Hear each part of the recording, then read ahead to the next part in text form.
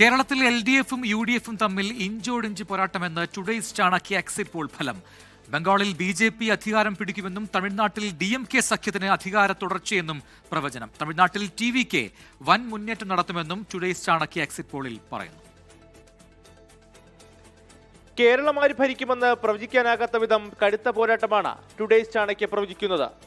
UDF-ന് 60 മുതൽ 78 സീറ്റുകൾ വരെ ലഭിക്കാം. LDF-ന് 55 മുതൽ 73 സീറ്റുകൾ വരെ ലഭിച്ചേക്കാം.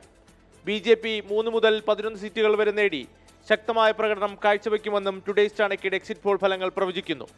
ബംഗാൾ BJP പിടിച്ചെടുക്കുമെന്നാണ് പ്രവചനം.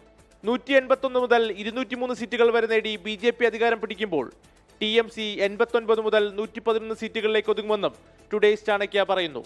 അതേസമയം മറ്റ് എക്സിറ്റ് പോൾ ഫലങ്ങൾ പോലെ അസമിൽ BJPക്ക് ഭരണ തുടർച്ചയുണ്ടാകുമെന്നാണ് പ്രവചനം.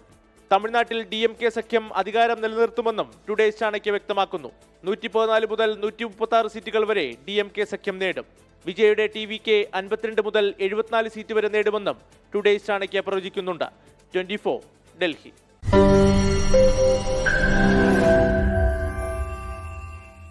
ലോകത്തെവിടെയായാലും ഏത് സമയത്തും 24 വാർത്തകളും ഓഗ്മെന്റഡ് റിയാലിറ്റി പാക്കേജുകളും എക്സ്പ്ലെയിനറുകളും വിശദമായി കാണാൻ ഞങ്ങളുടെ YouTube ചാനൽ നിങ്ങൾക്ക് സബ്സ്ക്രൈബ് ചെയ്യാം.